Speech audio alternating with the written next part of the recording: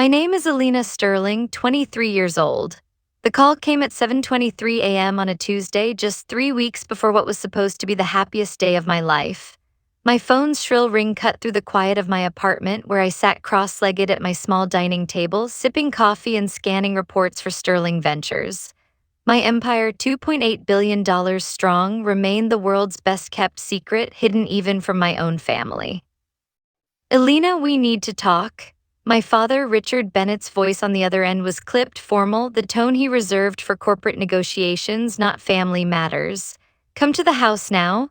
I froze with the mug half raised. Dad never spoke like that unless a decision had already been made. The kind of decision where everyone else had been consulted except me. My gut twisted. 20 minutes later, I pulled into the driveway of my childhood home. The sight of it, the perfectly trimmed hedges, the gleaming black Mercedes in the driveway, the same brass knocker on the door I used to dread slamming shut behind me, stirred a cocktail of nostalgia and unease. Inside, the air felt cold despite the summer heat outside. My mother, Catherine, sat rigid on the leather sofa, her lips pressed so tightly together they nearly disappeared. Richard stood by the fireplace as if addressing a boardroom, one hand tucked into his pocket. Natalie, my younger sister, lounged carelessly in the armchair, phone in hand, wearing that smirk she'd perfected since high school. Sit down, Alina, Richard ordered without meeting my eyes. I remained standing. What is this about? Catherine's voice cut in sharp as glass. Your wedding, my heart jolted. What about it? We've made a decision, she said coldly. I kept my expression neutral, though my pulse quickened. What kind of decision? Richard turned to face me, jaw clenched. We're not paying for this circus anymore. The words hit like a slap. Excuse me. You heard me, he crossed his arms. $75,000 for one day, the venue, the flowers, the photographer, it's all excessive. I thought we agreed on the budget months ago, I said quietly. Natalie finally looked up from her phone, smirking. Yeah, well, that was before we realized how much money you were wasting on stupid stuff. Like what? Catherine's voice dripped with disdain. Like that dress, $4,000 for something you'll wear once, and those centerpieces, who needs crystal and gold leaf at a wedding? I took a steadying breath. I've been planning this for 8 months, Liam and I. Liam, Richard sneered. That's another problem. He works at a nonprofit. What kind of future is that? No ambition, no real income. He's a good man. Good doesn't pay bills, Catherine shot back. Maybe this is a sign you should reconsider the whole thing. My chest tightened. You want me to call off my wedding? We want you to be realistic, Richard said flatly. Find someone who can afford the lifestyle you seem to expect, someone with prospects. Natalie snorted. Yeah, because living in that tiny apartment and driving a 10-year-old Honda really screams high expectations. Their words pressed in on me like a vice. Richard's stern disapproval, Catherine's cold judgment, Natalie's amused contempt. It was like standing trial without a defense. These people had raised me, supposedly loved me, and now they were dismantling the most important day of my life as if it were a failed business proposal. So I managed, my voice trembling but steady. What exactly are you saying? Richard walked to his desk and pulled out a folder. I've already called the venue, canceled everything. The deposits are forfeited, but at least we're not throwing away the full amount. My stomach dropped. You canceled my wedding venue. Our name was on the contracts, Catherine said matter-of-factly. Legally, we had every right. The caterer, too, Natalie added with mock helpfulness. And the photographer, oh, and the florist. I stared at them, disbelief curdling into fury. You canceled my entire wedding without even telling me. We're telling you now, Richard said. Consider it a favor. You'll thank us later when you find someone more suitable, someone who can afford you. The room tilted, spinning with betrayal, 8 months of planning, the dress I'd fallen in love with, the photographer we'd searched so long to find, the flowers that reminded me of my grandmother's garden, all of it ripped away with a single arrogant decision. I can't believe you did this, I whispered. Believe it, Richard said coldly, and next time think before you plan something so far beyond your means. I scanned their faces one last time. Richard, the calculating investment banker, proud of his power to dictate. Catherine, perfected in her role as judge and jury, her expression sharp with disdain. Natalie, smug and entertained, basking in my humiliation. Understood, I said finally. The word dropped like a stone into the silence. They had expected tears, begging, maybe even a desperate fight. Instead, I gave them nothing. Good, Richard said, clearly satisfied. Now you can focus on finding someone more appropriate, someone who won't embarrass the family. Yes, Catherine echoed, someone with the right future. I turned toward the door. Elena, Natalie called, mockery laced with a hint of unease. Don't be dramatic about this, it's for your own good. I paused, hand on the doorknob. My voice came out steady, deliberate. I'm not being dramatic, I'm being practical, and I walked out. The drive back to my apartment felt like a fever dream. The world outside looked unchanged, same streets, same traffic, but inside me something had shifted. I wasn't just humiliated, I was severed. At 23, with an MBA from Northwestern and a secret empire worth billions, my family had just canceled my wedding because they thought I couldn't afford it. The irony was almost laughable. Almost. But as the city skyline blurred through my windshield, one thought pressed hard against my chest. They had crossed a line they could never uncross. I drove in silence, hands locked on the steering wheel, the early morning light washing the city in pale gold. My chest still felt tight, my mind echoing with the words they'd thrown at me like knives. Good doesn't pay bills. Someone who can afford you, consider it a favor. I almost laughed at the absurdity. They thought Liam was the problem. They thought money was the problem, if only they knew. The truth was, Liam wasn't the one without prospects. I wasn't the one living beyond her means. For 4 years, I had been living two lives, the dutiful daughter, the struggling graduate with the old Honda, and the silent architect of a $2.8 billion empire, Sterling Ventures, my empire, my secret.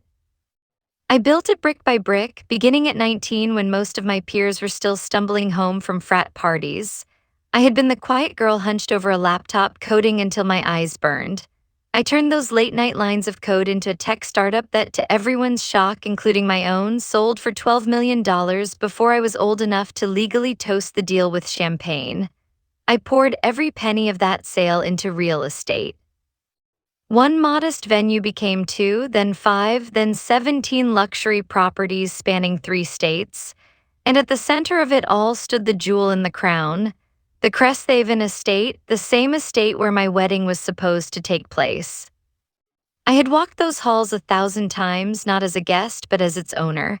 I knew every marble column, every chandelier imported from Italy, every manicured garden path that overlooked the lake. My parents had no idea their daughter owned the most exclusive wedding venue in the city, and I had wanted it that way for years. I let them believe I was struggling, that I was barely holding things together in a cramped apartment. It was easier than explaining the truth, that I worked 18-hour days, that I negotiated contracts worth hundreds of millions while they assumed I was finding myself. Easier than inviting their judgment, their greed, their inevitable attempts to control what I had built. But now, as their words replayed in my mind, I felt the sting sharper than ever. I wasn't just hurt, I was humiliated, betrayed by the very people who were supposed to protect me. I pulled into the underground garage of my apartment complex and sat in the car for a long moment, staring at the steering wheel. My reflection glared back at me in the dark glass of the rearview mirror. Pale skin, tired eyes, jaw clenched with restrained fury. 60 seconds, I allowed myself exactly 60 seconds to break. Tears welled up, spilling hot down my cheeks. I pressed the heel of my hand against my mouth to stifle the sob that clawed its way up my throat. My wedding, the dream Liam and I had woven together, had been ripped apart by the people I had foolishly thought might one day celebrate my happiness. The 60 seconds ended. I inhaled deeply, blinked back the tears, and forced my hands steady again. If my family had declared war on my life, then I would fight back, but not with begging or tears, with strategy. I climbed the stairs to my apartment, every step echoing like a countdown. Inside, the space felt smaller than usual, the quiet pressing in on me. Liam's voice floated through my mind, his laughter, his optimism, his easy faith in people. He had no idea what had just happened. He was probably sitting at his desk at the nonprofit office, blissfully unaware that my family had detonated the wedding we had spent 8 months building. My phone buzzed, a text from him lit up the screen. "Hey babe, just confirmed final head count with the caterer. 127 guests, can't wait to marry you in 3 weeks." The sight of it shattered me all over again. He was so excited, so ready for our future, while I stood here with everything in ruins. My fingers hovered over the screen. Should I tell him? Should I break his heart with the truth that his future in-laws had pulled the rug out from under us? Not yet, not like this. There were other calls I needed to make first. I scrolled to the number I had memorized but rarely used. My assistant, Ethan Brooks. When he answered, his voice was calm, professional, the one anchor in my spinning storm. "Ms. Sterling, it's Alina," I said, slipping seamlessly into my other life. "I need you to pull the Cresthaven contracts immediately." "The Cresthaven estate, your wedding venue." "Yes, review the cancellation clauses for deposits, unusual circumstances." There was a pause. "Alina, is everything all right?" "Everything's fine, I just need to understand our options." "I'll have everything ready within the hours." "Thank you." I ended the call and immediately dialed another number. Michael Reed, my head of legal. His deep voice answered with a mixture of concern and readiness. "It's Alina. Hypothetical scenario. If someone canceled a booking at one of our venues using forged authorization, what's our recourse?" "That would be fraud," he said instantly. "Potential criminal charges plus civil damages. Why do you ask?" "Just checking our protections. Could you send me the statutes in writing?" "Of course, Alina. Are we facing a challenge?"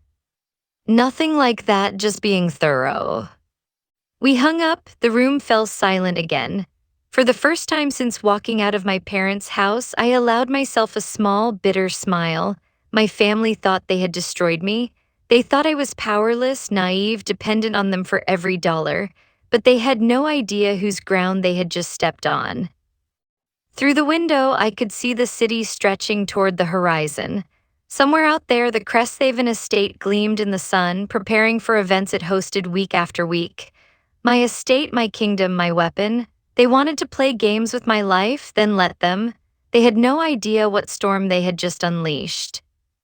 The next morning, sunlight streamed weakly through my apartment blinds as I flipped through property reports spread across the table.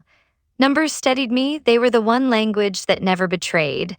Revenue projections, occupancy rates, quarterly growth, all of it reminded me that I lived in a world of facts and control, not my family's shifting whims. My phone buzzed. Unknown number. I answered cautiously. "Hello, Alina, what the hell is going on?" Richard's voice thundered so loudly I had to pull the phone away from my ear. "Good morning to you too," I said calmly, taking a deliberate sip of my coffee. "The venue just called me. They're refusing to refund our deposits. $7,500. They said the owner personally canceled our refund. Said the Bennett family isn't getting a dime back. What did you do?" I leaned back in my chair, watching a shaft of light dance across the polished surface. "That's interesting." "Interesting?" Richard roared. "Alina, this isn't a game. Did you call them? Did you cause some kind of scene?" "I didn't cause a scene, Dad." "Then why are they saying the owner gave direct orders? Why are they claiming the decision is final?" His voice cracked with panic, a sound I'd never heard from him. "What the hell did you tell them?" I let silence stretch, savoring the reversal. For once, he was scrambling for answers while I held every card. Through my office window, the skyline shimmered. In the distance, if I leaned far enough, I could just make out the outline of the Cresthaven estate, its pristine lake glinting like a mirror. "I didn't tell them anything they didn't already know," I said evenly. That's not an answer, Alina. His fury was tipping into desperation. You need to fix this right now. Call them back and straighten this out. I don't think I can do that. What do you mean you can't? The owner's decision is final. A beat of silence, then his voice, sharp with suspicion. Alina, how do you know what the owner decided? I swirled my coffee slowly, letting the seconds crawl by. Lucky guess. This isn't funny, he roared. Do you even understand how much $7,500 is? I almost laughed. My father, the man who bragged about seven-figure trades, was panicking over a sum my company earned in the time it took to brew this cup of coffee. It's probably not that much to the owner, I said softly. I imagine they make that in about 6 minutes. Alina, what are you talking about? How could you possibly know? His voice broke off suddenly. I heard the sharp intake of breath like a man realizing he'd stepped onto thin ice. Alina, he prompted. Silence stretched. Finally, in a quieter tone, Alina, what's the name of the company that owns the Cresthaven estate? Why do you ask? Just tell me. A Sterling Ventures. Another silence, this one heavier. I could practically hear his mind racing, connecting dots he had never dared to consider. Alina, he whispered, what's your last name? Legally, still Bennett, I replied. Professionally, I go by Alina Sterling. The phone went so quiet I thought he'd hung up. Then faintly I heard him, oh my God, his voice cracked like glass. Dad? In the background, Catherine's voice rose, alarmed. Richard, what's wrong? It's her, he stammered. Catherine, it's her. Alina is Alina Sterling. What are you talking about? Catherine demanded. Our daughter, our Alina, is Emma Sterling, the businesswoman, the one who bought Riverside Mall, the one who owns half the venues in the city. That's our Alina. A gasp, then Catherine's voice, distant but trembling. No, that's impossible, that's… Yes, Mom, I said into the silence, it's me. The phone trembled with static, voices overlapping. Then Richard came back, his tone unsteady, stripped of arrogance. Alina, sweetheart, there's been a misunderstanding. Has there? Yes, a huge misunderstanding. We had no idea you were so successful. Why didn't you tell us? You never asked. But we thought we let you assume. You assumed I was a failure. Not a failure, Richard stammered, just struggling like most people your age. Most people my age don't own $2.8 billion in assets. I heard something crash in the background, probably a glass dropped from Catherine's hand. Natalie's voice chimed in faintly, shrill and stunned.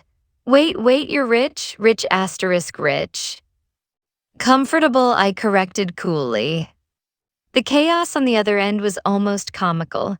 For years, they had mocked my old car, my tiny apartment, my aimless life. Now, confronted with the truth, they scrambled like rats in a flood, trying to rewrite their roles in my story. Richard's voice returned, fragile but urgent. Alina, listen to me carefully. We can fix this. We can call the venue back. The venue you already canceled. Yes, but we can reinstate everything, the whole wedding. With what money? I asked. With yours, of course, now that we know. I cut him off, my voice low but sharp. You said I needed to find someone who could afford me, that Liam wasn't good enough, that I was reaching beyond my means. What changed? There was a long pause, then Catherine's voice, weak but pleading, now we know you can afford yourself. I stood and walked to my window. Outside, the city pulsed with life, but all I saw was the Cresthaven estate shimmering in the distance. My estate, my weapon, my truth. Then you've just admitted it, I said softly. You don't care about me, you care about money, and you were wrong about everything. The silence on the line stretched so long I could hear the faint hum of my own refrigerator in the background. Then at last, Catherine's voice returned, a brittle sweetness coating every syllable. Alina, honey, she began, the icy tone from yesterday replaced by syrupy warmth. We didn't mean the things we said, we just didn't understand if we had known. I closed my eyes, letting her voice wash over me. If we had known, always conditional, always tied to information, to appearances, to value measured in currency. Natalie suddenly broke in, her voice higher than usual, trembling between awe and greed. So wait, you're actually like a billionaire, the Alina Sterling? Oh my god, why didn't you say anything? I mean, I wouldn't have made those jokes if I'd known. I almost laughed, so your kindness has a price tag now. That's not what I meant, she snapped, then softened quickly. I just mean we could have celebrated you properly. I mean, you're amazing, sis. Incredible, like legendary, people worship you online. Do you know how many influencers would kill to be photographed at the Cresthaven estate and you own asterisk it? Her words, meant to flatter, cut deeper than the mockery. She didn't even realize she was confirming my worst fear. Their affection was transactional, given only when profit was possible. Richard finally spoke, his voice calm but calculated, the way he sounded when he negotiated contracts. Alina, let's be reasonable. Families fight, harsh words get said. But in the end, family is family. We can put this behind us. Behind us, I echoed sharply. You canceled my wedding without asking, without telling me. You humiliated me, dismissed Liam, reduced me to some failed investment. And now that you know I can fund the entire thing myself, suddenly it's all family is family. You're twisting this, Richard said sharply, then softened. Sweetheart, we were trying to protect you. Liam, well, you must admit he doesn't come from money. He can't provide for you. We thought you were depending on us, and we didn't want to see you trapped. Trapped, I repeated, my voice rising despite myself. Do you hear yourself? You thought you could control me? That's what this has always been about, control. Silence, heavy, suffocating. I turned to the window, my reflection staring back at me, steady eyes, clenched jaw, a woman torn between fury and sorrow. For years, I had longed for their approval, mistaking it for love. Now, standing in the aftermath of their betrayal, I saw it clearly. Approval was just another leash. Alina, Catherine tried again, her voice soft, now coaxing.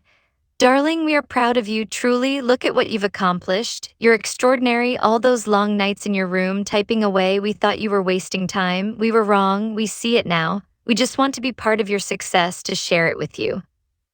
To share it, I echoed bitterly. Natalie jumped in quickly. Yeah, like imagine the headlines. The Bennett family wedding hosted at the Cresthaven estate. It would be iconic. We'd be the talk of the city. Everyone would envy us.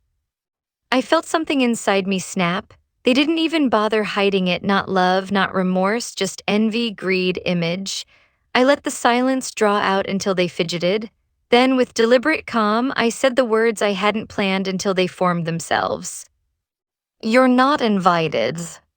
The chaos exploded instantly. What? Natalie shrieked. You can't uninvite your own family. Alina, don't be ridiculous, Catherine hissed. We're your parents. Exactly, Richard thundered. This is family business. You can't exclude us from your wedding. Watch me, I said softly. I could almost hear their stunned faces through the phone. You don't mean that, Richard said finally, his voice hardening again. You're just angry, you'll regret it. No, I said. What I regret is believing that one day you might see me for me, not for what I could give you. Yesterday, you called Liam worthless. You told me to find someone who could afford me. Today, you're tripping over yourselves to apologize because you discovered I don't need anyone to afford me. That isn't love, that's opportunism. Alina, Catherine started, her voice wobbling now, tears creeping in, but I cut her off. I want you to really think about this. If I were still driving my old Honda, living in my tiny apartment, and depending on Liam's nonprofit salary, would you be calling me right now to apologize? Would you be begging to reinstate the wedding? The silence on the line was deafening. Would you? I pressed. Richard's breathing was heavy. We would have wanted what was best for you. And in your eyes, what was best for me was humiliation and abandonment, I said. Thank you for clarifying. Alina, Natalie's voice cracked, almost pleading now. Come on, you don't mean this. We're sisters. We fight, we say things, but we're blood. Blood matters. I let her words hang, my heart aching even as my resolve solidified. Blood matters, I agreed. But loyalty matters more, and you've shown me where yours lies. The line went silent again. This time, no one rushed to fill it. I swallowed hard, a lump burning in my throat, and forced myself to breathe steadily. The wedding will happen exactly as planned, but not with you there, not any of you. Alina, Catherine whispered, the sound fragile, broken. I have to go, I said, my voice final, goodbye. And I ended the call. The silence of my apartment roared louder than their voices ever had. I set the phone down, my hands trembling slightly, and stared out the window. For the first time in my life, I had turned my back on them, but even as anger surged in my veins, something softer ached beneath it, a daughter's love that refused to fully die, no matter how poisoned it had become, and I hated myself for it. That evening, I couldn't concentrate. The numbers on my reports blurred into meaningless lines. The city lights outside my window flickered like restless thoughts I couldn't tame. My family's voices still rang in my ears. But louder than their accusations was Liam's text from earlier, his joy, his innocence, his belief that in 3 weeks we'd stand hand in hand at the altar. How could I tell him everything without breaking that light in his eyes? When his name finally lit up my phone, asterisk Liam calling asterisk, I hesitated before answering. Hey babe, his voice came warm, familiar, a balm I didn't deserve. Your dad just called me, he sounded off. Is everything okay? He said there was some kind of family emergency about the wedding. My chest tightened. Of course, Richard would reach out, trying to rewrite the narrative before I could. Liam, can you come over tonight? Of course, are you okay? I'm better than okay, I'll explain when you get here. Less than an hour later, he was at my door, his tie loosened, hair mussed from running his hand through it. The sight of him, solid, steady, nearly broke me. I pulled him inside and for a long moment just held on, breathing in the quiet strength of him. He leaned back slightly, searching my face. Alina, what's going on? Your dad was practically shouting down the phone. Should I be worried? I led him to the couch. My hands trembled slightly as I clasped his. Liam, there's something I should have told you a long time ago, something I've kept from you, from everyone. He frowned, concern deepening. You're scaring me. I took a breath, steadying myself. Do you remember when we first met? How I told you I was working through some career changes, figuring things out? Yeah, and I didn't care. I loved that you were passionate, even if you were still deciding where to land. A bitter laugh escaped me. I wasn't figuring things out, I was hiding. Liam, I own Sterling Ventures. He blinked, confusion flickering. Wait, what? I'm the founder, the owner. It started with one property. Now it's 17 luxury venues across 3 states. The Cresthaven Estate, our venue, it's mine. He stared, his mouth slightly open. You're telling me you're Alina Sterling, the Alina Sterling, the one I read about in business articles, the woman Forbes keeps calling a prodigy? Oh yes. He let go of my hands, leaning back like the couch was the only thing holding him upright. His face cycled through disbelief, awe, and something like betrayal. And you never told me. I swallowed hard. I was terrified. Terrified you'd look at me differently, that you'd see dollar signs instead of me, that you'd love the empire instead of the woman. His eyes softened, though his voice cracked. Alina, do you really think so little of me? No, I shook my head fiercely. It's not you, it's them. My family has only ever valued people for what they can provide. I didn't want that to be us. I wanted to know you loved asterisk me asterisk. Just me, without the glitter, without the weight of it all. He leaned forward again, catching my trembling hands. Alina, I love you. The woman who falls asleep halfway through movies, who cries when she sees stray dogs, who insists on making pancakes on Sundays even though they always burn. That's the person I fell for, not the billions, not the venues. Tears blurred my vision. His words cut deeper than any my family had ever spoken because they were real, pure. I nodded, swallowing the lump in my throat. Then you should know, my family canceled the wedding. They called the venue, the caterer, everything. They told me you weren't good enough, that I was wasting money I didn't even have. They destroyed it all because they thought I couldn't afford it. He stiffened. They what? They canceled everything, I whispered behind my back. And when they found out who I really am, suddenly it was all apologies, fake smiles, desperate begging to be invited again.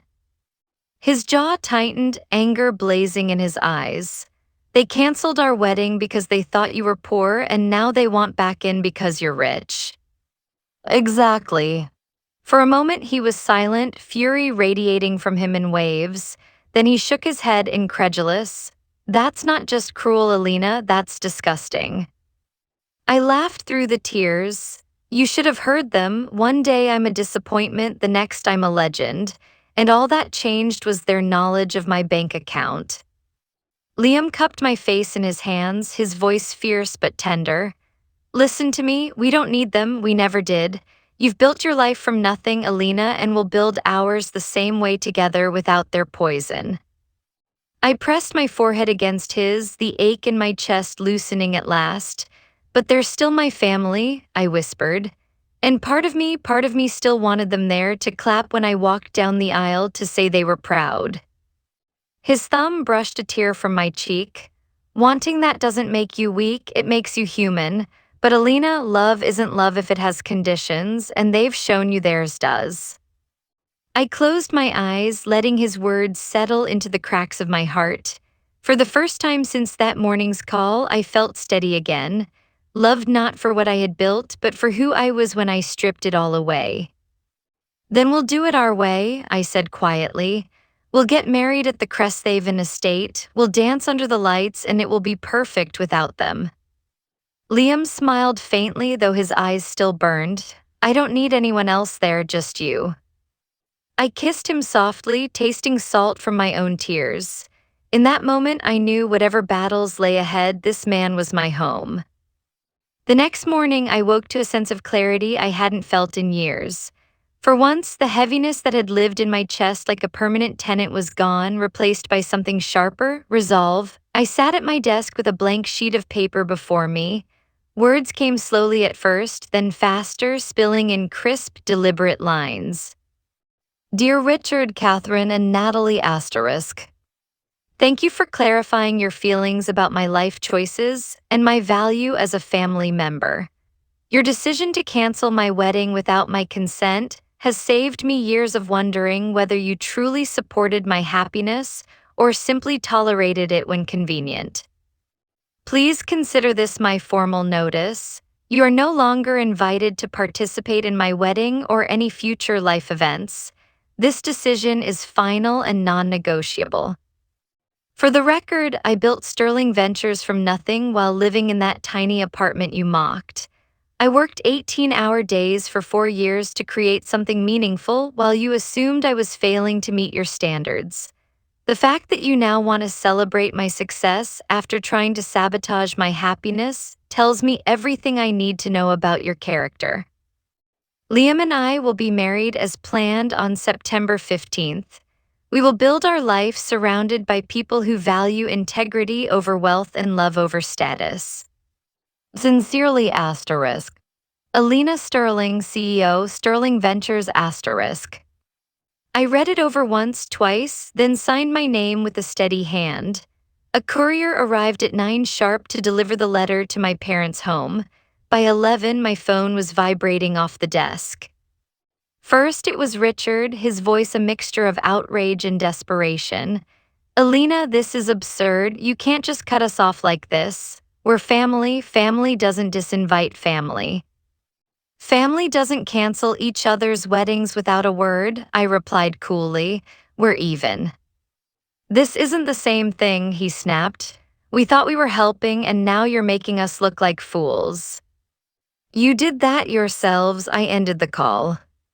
15 minutes later, security buzzed from the lobby of my office tower. Ms. Sterling, there are 3 individuals here claiming to be your family. They insist they must see you. I didn't even look up from my report. Escort them out. Are you certain? The guard asked. Positive. From my office window, I caught a glimpse of them as they were guided firmly back to the street. Catherine in her pearls, Richard's face red with fury, Natalie half crying, half arguing. For a flicker of a moment, my chest tightened. They looked smaller than I remembered, vulnerable even. But then I remembered Catherine's voice telling me Liam had no prospects, Natalie's smirk as she called my choices stupid, Richard's sneer as he declared I needed to find someone who could afford me. The ache in my chest hardened into steel. That evening, another call came. This time, Natalie. Her voice was shaky, layered with tears. Elena, please, I'm sorry, okay? I didn't mean the things I said. I was just jealous. You've always been the golden child, and I was nothing, so I lashed out. Please don't cut us out forever. I closed my eyes, listening to the raw desperation I had never once heard from her before. For a split second, the sister in me wanted to reach back to bridge the gap, but then her voice shifted a little too quickly, a little too practiced. Besides, think of the press. A billionaire's wedding without her family, people will ask questions, ugly rumors. Do you really want that? There it was, the manipulation, not love, not remorse, image, reputation, self-interest. You're right, I said softly. Her breath hitched, so you'll let us come. No, I said. You're right that people will ask questions, and when they do, I'll tell them the truth. That you canceled my wedding behind my back because you thought I couldn't afford it, and that when you discovered the truth, you tried to crawl back. That's the story I'll tell Natalie because it's the truth. Her sharp inhale filled the silence. You wouldn't. I already have, with Liam, with everyone who matters. The only people still clinging to their lies are you. The call ended with a choked sob and the click of disconnection. I set the phone down and leaned back, staring at the ceiling. My heart ached, not with regret, but with grief for something that had never truly existed, the illusion of unconditional family love. I thought of Liam, of the way his hands had cupped my face the night before, of his steady voice telling me love without conditions was the only kind that mattered. He was right. The rest, the blood ties, the shared history, was just noise, and I was finally learning to let the noise go. The morning of September 15th dawned clear and golden. Sunlight spilled across the lake outside the Cresthaven estate, shimmering on the ripples as if blessing the day with quiet approval. The gardens glowed with white roses and baby's breath, flowers I had chosen because they reminded me of my grandmother's garden where I'd once believed family meant safety. Now, family meant absence. Inside the bridal suite, laughter filled the air. My college roommate, Hannah Clark, fussed with my veil, teasing me about my nerves. Liam's younger brother, Noah Carter, poked his head in with a mischievous grin, only to be shooed out immediately.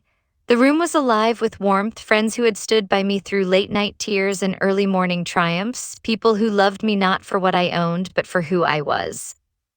And yet when the room quieted for a moment, when Hannah stepped out to grab lipstick, when Noah closed the door behind him, the silence pressed in. A hollow ache bloomed in my chest. I imagined Catherine's hands adjusting the hem of my dress, Richard clearing his throat to hide emotion, Natalie rolling her eyes but secretly proud. Fantasies, nothing more. They had chosen not to be here. Or rather, they had forced me to choose life without them. A knock at the door interrupted my spiraling thoughts. 5 minutes, Alina, the coordinator called. I rose, smoothed the gown that shimmered like liquid light, and caught my own reflection in the mirror. A woman stared back at me, not the daughter who had been dismissed as unworthy, not the sister mocked for dreaming too big, but Alina Sterling, who had clawed her way to power and built a life from ashes. When the music began, I stepped into the sunlight. Gasps rose from the crowd as I walked down the aisle, not because of the dress or the venue, but because joy radiated from me in a way it never had before. My eyes locked on Liam at the altar. He looked at me as if I were the only person on earth, and in that moment I believed it. The vows passed in a blur of tears and laughter. I promise to stand with you, Liam said, his voice trembling, through storms and silence, through wealth and loss, through every twist life throws our way.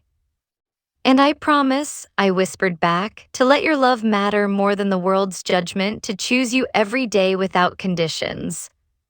When the officiant declared us husband and wife, the cheer that erupted was thunderous, shaking the very air. Liam pulled me close, his kiss fierce and certain, sealing a promise that no betrayal could undo. At the reception, fairy lights twinkled between ancient oak trees, casting a golden glow over tables overflowing with laughter. Hannah's speech made everyone cry. Noah's made everyone laugh again. Guests danced barefoot on the grass, glasses clinked, and for the first time in months, I felt pure, uncomplicated joy. And yet beneath it, a shadow lingered. Every time I caught sight of the empty chairs where my parents might have sat, every time I imagined Natalie's sharp joke softened by pride, a pang struck my heart. Not regret, no, never regret, but grief. Grief for what could have been if only they had loved me without conditions. Halfway through the evening, I slipped away from the crowd, my phone buzzing in my clutch. 47 missed calls, 23 voicemails, each from my family. My thumb hovered over the screen, temptation gnawing at me. What if this time it was different? What if one message was real? I clicked one open, Richard's voice frantic. Alina, listen, this is madness. You can't do this without us. We're your family. Call me back, please, please. Another Catherine crying, darling, we were wrong. I see it now. Just let us in, just for tonight. Natalie's voice, shaky but manipulative as ever. You're making a mistake. Everyone will think you're cruel, heartless. Don't ruin your reputation, Alina. I deleted them all. Liam found me a few minutes later, standing alone under the lights. He slipped his arm around my waist. They're still calling nonstop. His gaze was steady, protective. Do you want to answer? I shook my head, leaning into him. No, tonight is ours. He kissed the top of my head, then let's go dance. Back under the canopy of stars, we spun together on the dance floor, laughter bubbling up from somewhere deep, somewhere untouched by pain. Around us, friends cheered, music swelled, and I realized the truth. Family wasn't defined by blood. Family was defined by love, by loyalty, by those who stood beside you when everyone else walked away. And in that moment, bathed in light, surrounded by love, I knew I had chosen right. 6 months later, a thick envelope arrived by courier. Richard's handwriting sprawled across the front in stiff, uneven strokes as if pride itself resisted his attempt. Inside, 3 pages of apology. He mentioned my impressive business acumen 14 times, praised my entrepreneurial brilliance, my visionary leadership, my unmatched discipline. Every sentence dripped with admiration for the empire I had built. Every paragraph bent toward one plea: reconciliation. Nowhere did he mention love. Nowhere did he say he missed me or that he regretted the words that cut deepest. Only admiration, only respect for what he finally recognized as valuable. I sent back one sentence: some bridges once burned cannot be rebuilt. A year later, Natalie tried a different tactic. A LinkedIn message appeared in my inbox. Hey sis, I've grown a lot this past year. I've reflected on who I was and who I want to be. I know I was cruel and I regret it. Sterling Ventures is incredible. Would there be any entry-level marketing positions available? I'd love to learn from you. Attached was her resume. I forwarded it to HR with a note: file under do not hire. By then, life with Liam had blossomed. We bought a home overlooking the lake, just 10 minutes from the Cresthaven estate. Its wide windows welcomed in the morning light, and every evening the water turned to fire as the sun sank low. We filled the rooms with laughter, dinner parties, friends who had known us when I was just a girl with a laptop and he was just a nonprofit worker, friends who hadn't needed titles or wealth to believe in us. Sometimes when I drove past my parents' house on the way to a meeting, I noticed the changes. Their lawn wasn't as perfectly maintained. The cars in the driveway were older, the shine dulled. Word spread through acquaintances. Richard's firm had been hit hard by the downturn, struggling to stay afloat. Catherine had taken part-time work at a boutique. Natalie floated aimlessly, dabbling in online ventures that never took root. I felt no triumph at their decline, no satisfaction in their struggle, but I felt no guilt either. They had chosen their values long before I chose mine. On quiet nights, Liam and I would sit on the terrace, a bottle of wine between us, and talk about the future, children, travel, expansion of the company. But every so often, my mind drifted back to the girl who once begged for her parents' approval, who once thought family meant unconditional love. that girl was gone. I had learned something harsher, truer. Unconditional love is only unconditional if it doesn't vanish when bank accounts or status are stripped away. My family's love had always been conditional, though I'd been too blinded by longing to see it. The night of our wedding had been called a circus by them, but standing under fairy lights, dancing barefoot on the grass, surrounded by people who had chosen us, it was no circus, it was freedom, and I paid for every moment of it, every rose, every glass, every note of music paid with my own hands, my own heart, my own worth. For once, no one could claim they had built it for me, it was mine. And in that truth, I finally found peace.